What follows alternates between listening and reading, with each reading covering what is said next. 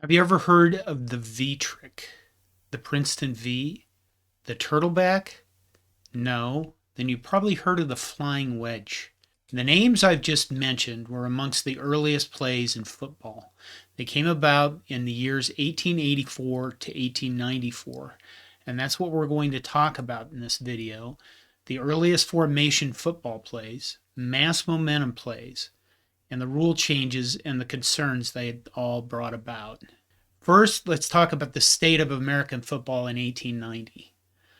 Rules changes have come about to make sure that the American game is different than rugby.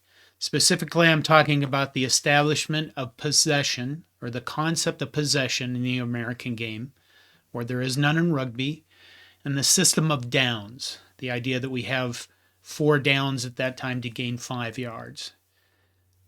Both of these made the games distinct from rugby and made it a truly American game. By 1890, 2 more rules were established to make the game even more American. Tackling below the waist was allowed, which is not allowed in rugby, and blocking in front of a ball carrier was allowed. Blocking was originally called interference, and it has kind of an odd history. There was never a formal rule that stated a blocker could be in front of the ball carrier, but there were rules against offsides. And when I say offsides, you're probably thinking of American football, where a defensive player comes across the line of scrimmage, and therefore they're offsides. When they're talking about early American football and they mention offsides, that's not what they mean. What they mean is the offsides in like the concept of soccer or in rugby, where an offensive player cannot be in front of the player with the ball. In other words, the ball has to precede everybody else down the field. Obviously, that's not how it works with blocking. So what happened was for a while they called it in some games illegal, being offsides illegal, in some games they didn't.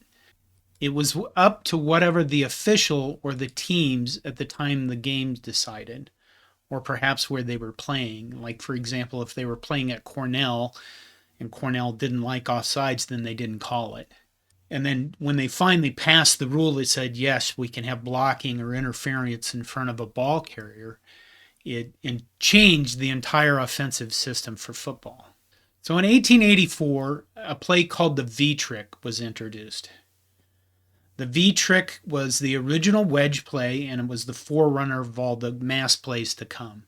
It's a play that was made up on the fly by Princeton quarterback Richard Hodge. His team wasn't making any headway or gaining any yardage against Pennsylvania, Penn, which is one of the big teams at the time, with 7 men running abreast, in other words, all in a line. So he decides to put them in a V, in the form of a V, with the ball carrier inside the V and the apex forward. And it has amazing success gaining yardage from midfield to the 5-yard line.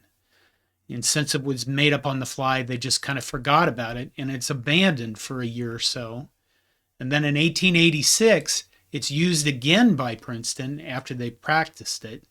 And by 1888, it is so well known that it's used by every football team in the country. It was the standard opening play for everyone. Much like we start a game with a kickoff, they would start a game with the V-trick. Now keep in mind there were no rules at that time that required you to kick the ball on a kickoff 10 years. So teams typically just kick the ball to themselves or put it in play to themselves, much like putting a ball in play in soccer. You kick the ball to yourself and your own teammate gets it, and then you start playing. By the time everyone is using it, it's become perfect in form. Park Davis, a historian, describes it like this. The V as finally perfected was formed by the 11 players taking positions in a solid V-shaped mass, apex forward, the arms of the players encircling the bodies of one another. The play formed 10 yards back from the opponent's rush line, in other words, the line of scrimmage. The player with the ball stood at the apex of the V.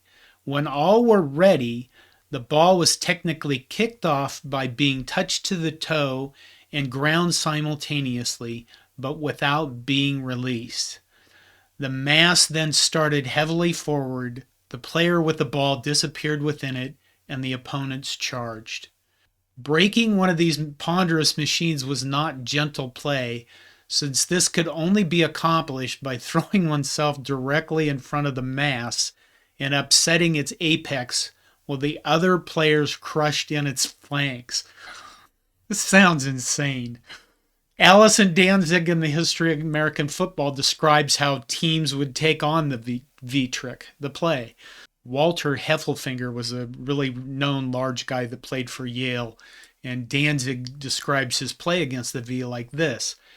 Heffelfinger rushed at the mighty human engine, leapt high in the air, completely clearing its forward ramparts, and came down on top of the men inside the wedge, whom he flattened to the ground, among them the ball carrier.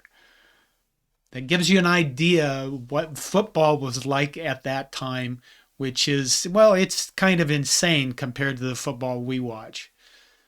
And you can go through newspaper accounts and find references to the V-trick on both kickoffs and from normal scrimmage plays. And it was used quite a bit, and it was obviously a recognized formation by everybody because there are so many references to it in the newspaper accounts. And like I said earlier, it was the forerunner of all the mass play that would come play later. And it's because of the V-trick that everybody starts slowly kind of disregarding offsides play as it pertains to rugby. And since everybody is using it, then they come up with the blocking rule. They pass the rule that formally allows blocking. So on to the flying wedge. 1892 brings about the introduction of the most spectacular play in the history of football. That's not an exaggeration. Park Davis, who wrote the book Football, the American Collegiate Game, talks about how the play was introduced by Harvard against Yale, keep in mind, 1892. To the surprise of players and spectators, the Crimson, Harvard, did not form a V, which again was the standard kickoff play. Instead, B.W. Trafford, holding the ball, took a position at the center of Harvard's 45-yard line.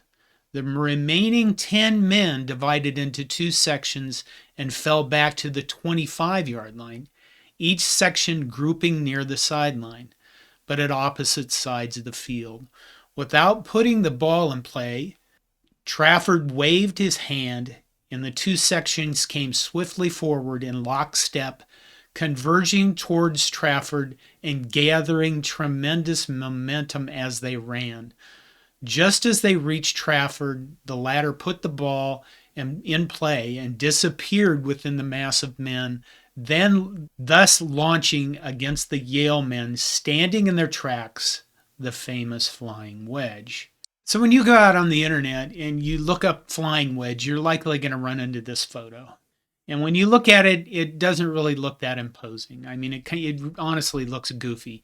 It just looks like a bunch of guys kind of stuck together in a football formation, a really illegal and weird football formation. But this is a still photo, and that's not what the Flying Wedge was. The Flying Wedge was men moving in motion toward a point of attack on the defense. And those men are moving before the ball is put in play or snapped, because there are no rules that state you have to be set on the line before the ball is snapped. There are no rules that state how many men can be in the backfield. And there are no rules that say how many men can be in motion at any one time before the ball is put in play. So those rules would all come much, much later after mass momentum plays proved to be incredibly dangerous. And, you know, you look at the Flying Wedge and think about it in motion. I wish I could animate this so that it would actually show what it would have been like. But I don't know how to do that. So if anybody watches this and says, hey, I could animate a Flying Wedge play for you, please leave me a comment or a way to contact you. And we'll see what it did, because I think this play would be awesome for people to understand what momentum plays were really about. So keep in mind what we're talking about here. We're talking about two groups. This is on a kickoff. Two groups of men back away from the ball And then they start running and they converge basically on the ball carrier where he's going to pick the ball up. And by the time they hit the defense, they are running at full speed into a defense that's standing there. And they didn't just run these plays at kickoff. They ran these plays during scrimmage plays where basically the offense would be in motion and the defense would have to stand. So if you're a guy that's like a defensive tackle, or basically what we would consider a defensive tackle, you're standing there and a whole mass of guys are running right at you, and the only thing you can do is throw yourself at their feet and hope to knock the first of them down. That's pretty much how it worked. The Flying Wedge becomes not just a play in the Harvard-Yale game in 1992, but it consumes public interest, at least the people that were interested in football, and it remains the subject of football for a few years. And it introduces the term flying wedge, which I'm sure had never been used before that, except maybe in warfare with the concept of a phalanx formation. But sooner or later, everybody is using the flying wedge, much like they're using the VTrick. So the flying wedge was invented by a guy named Lorne F. DeLand. And he never played football himself. He was known for being a good chess player. But here's an article about DeLand from the Kansas City Star on November 30th, 1892 that I thought you would find interesting. I certainly did. Mr. DeLand's entrance into the football world is going to throw the old heroes, Camp, Stagg, Heffelfinger, and the other famous coaches into the shade. It marks an era in the evolution of the game, a step forward in strategic progress. Mr. DeLand's principle is the application of the art of war to football. For years, it had been his hobby to study the art and strategy of war. He made himself thoroughly familiar with all the details of the great battles recorded in history and had worked out on maps and drawings the decisive battles of the world. Then one day a friend took him to a football game. He was immediately interested. It was war. Two armies in miniature were being hurled at each other, and he saw the ideal scientific combats of his imagination wage in reality. Struck by the similarities between a scientifically played game of football and the art of war, he began a long study of strategy as seen in war and applied to the game of football. He constructed a miniature football field 5 feet long and drawn to a scale with mathematical nicety. On this, he studied out his momentum play, as he calls the flying wedge, and several other moves which had yet to be tried. According to him, it is nothing more or less than the application of football of one of Napoleon's favorite methods for turning the enemy's flank. The two advantageous points in the play are the tremendous momentum gained by the 11 starting away back of the line and being on a dead run when the ball is put into play, and secondly, the confusion it creates in the minds of the players on the other side. What an article. It's wonderful. If you go back and look through history, you realize that you need articles written like this written about yourselves to become legend or myth. They have to have a certain level of embellishment. And was Billy Kidd really the fastest gun in the West? Well, it sold a lot of dime store novels, so yes, he was. But what you find is a lot of bovine scatology being used in these articles. And it's fun to read some of them. DeLand's invention goes on to create all sorts of new offensive schemes and plays. So let's look at some of the other plays that came out of the flying wedge and the concept of momentum plays, which is when you're running when you hit the line. Historian Park Davis describes for us a play called the turtleback. And it was a play executed by forming 11 men in the shape of a solid oval against a selected point in the rush line, in other words, the line of scrimmage, usually the tackle, and at the snap of the ball, into the interior of the oval, rolling the mass around the end, thus unwinding the runner into a clear field. And he also described for us another play that was called the push play, which basically a formation similar to the turtleback, but the runner was lifted on top of the mast and pushed over the opposing rush line. In other words, they all got back and they basically lifted this guy up, I don't know, like a dancer, and just pushed him over the top of everybody. These people are insane. They really are. This is nuts, looking at some of these plays. But the turtleback sounds like a play diagrammed in a book by Amos Alonzo Stagg called A Scientific and Practical Treatise on American Football for Schools and Colleges, published in 1894. The play is number 40. Stagg calls it revolving wedge from a down, and he describes it. Here's the key to the description.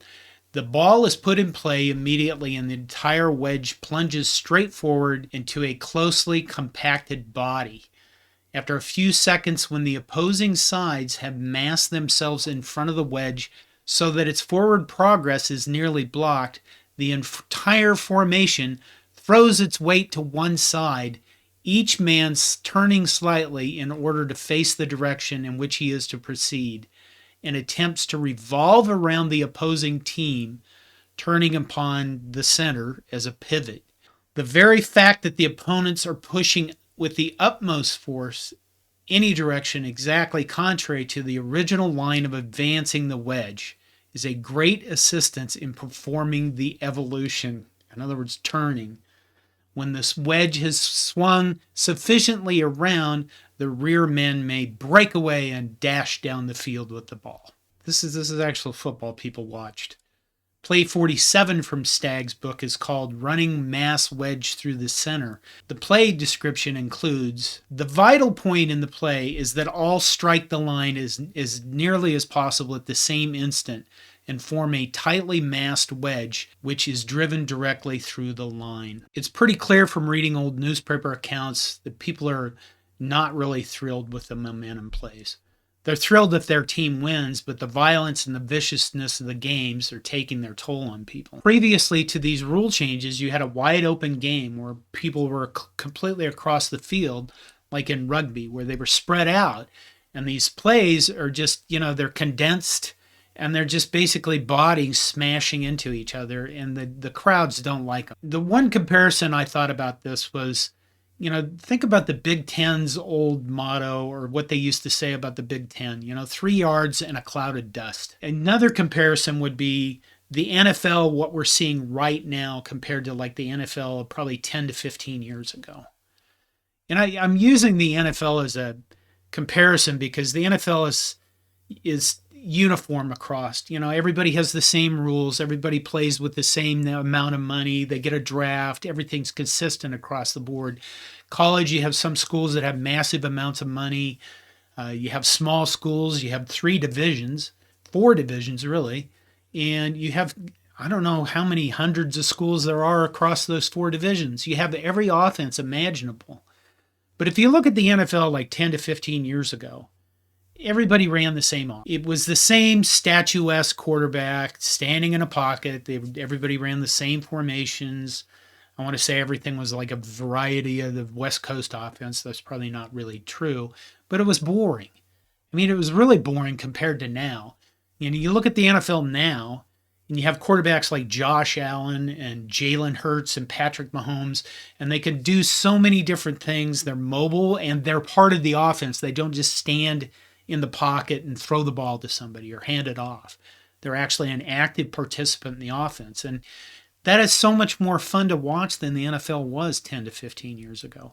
And I'd like to think that that's kind of the comparison of what the crowds were used to seeing, what the rugby style play, where the teams were stretched across the field, and now they're just mass momentum. They're just masses packing, smashing into each other. And I think the other thing they get frustrated with is, like I said earlier, you have these mass plays. They start forward. The only way for the defense to stop them is to throw themselves at them. And it becomes boring. Another problem at the time is the rules bodies. The Intercollegiate Football Association is breaking up because of disagreements between the schools on how the game should be played. So the University Athletic Club of New York decided they'd do something about it.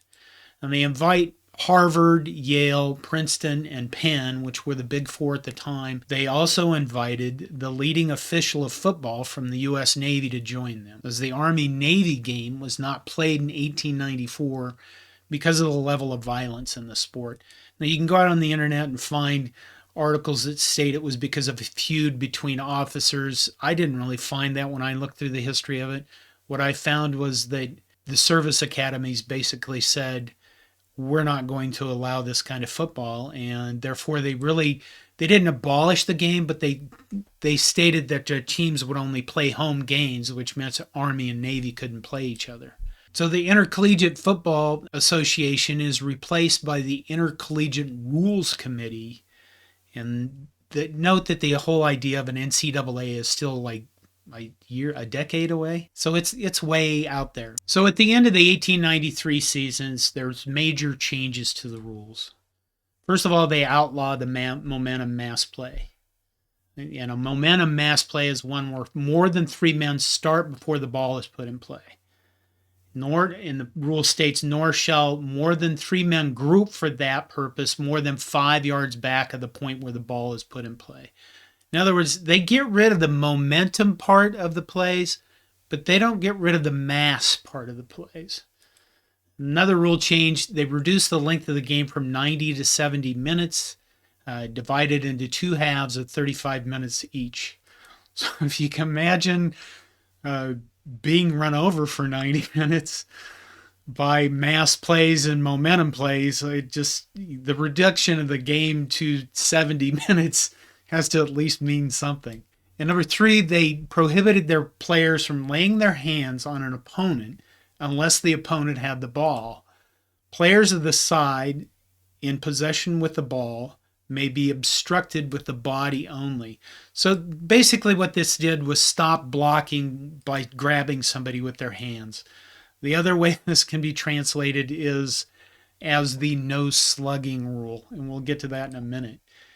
And here's a big one, number 4, specifying that the ball must travel 10 yards on a kickoff to be put in play unless touched by an opponent. So it brings into existence our modern kickoff rules. Basically, can't just kick the ball to yourself or touch it and keep it. You have to actually kick it to the other opponent.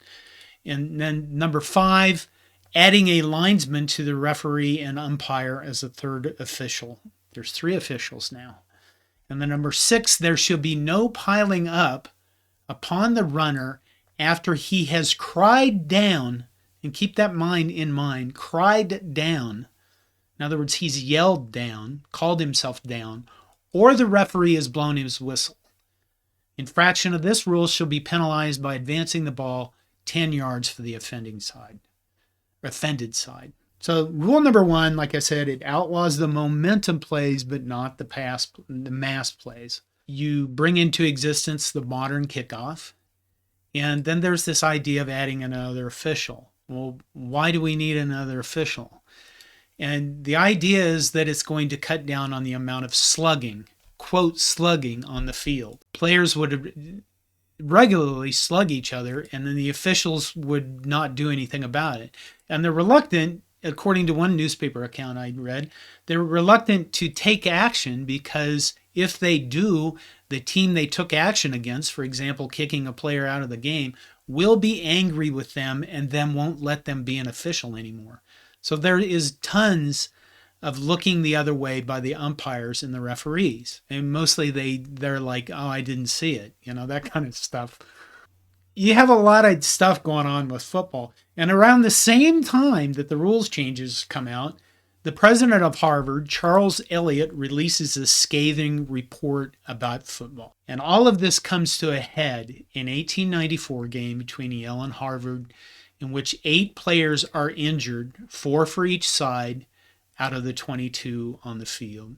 It's so bad that it becomes known as the Hampden Park Bloodbath, because of the level of viciousness and injuries that occur on the field. And I looked around for some description of the injuries, and actually what I found was a post from the Yale News on November 18th, 2011, which detailed the injuries. Yale tackle Fred Murphy hit Harvard tackle Bob Hallowell during an officials conference and broke the Crimson player's nose. Murphy would later take a hard hit to the head, which left him unconscious for 5 hours in a Springfield hospital as rumors of his death circulated, but he recovered from the concussion. Al Jerams and Frank Butterworth also received head injuries. Yale captain and 4-time All-American Frank Hinkey broke Harvard's Edgar Wrightington's collarbone following a fair catch, and Charles Brewer's broken leg only added to the list of Harvard casualties. Harvard's Johnny Hayes and Yale's Richard Armstrong were ejected from the competition for excessive violence. Following Yale's 12-4 victory, rivaling fans took the pattern of violence into the street. The biggest thing about this is there's a huge uproar about Wrightington's broken collarbone. The idea is that he's down on the field and Hinkey comes across the field and hits and basically jumps on him with his knees when he's down. There's a big dispute about that. There's an investigation in the newspaper accounts and testimonies from officials and players that say this never happened the way people think it did. And one player says, I was on the field and Hinkey was afar, like 10 yards away from the play when this supposedly happened. Hinkey gets attacked in the papers and he's subsequently defended. And all of this, what the result is that all of this brings more attention to the brutality of the sport of football. And it presents football as a vicious, brutal sport, which is exactly what many of its critics are saying, like Charles Elliott. The result of the 1894 game is that Yale and Harvard don't play each other for another 3 years.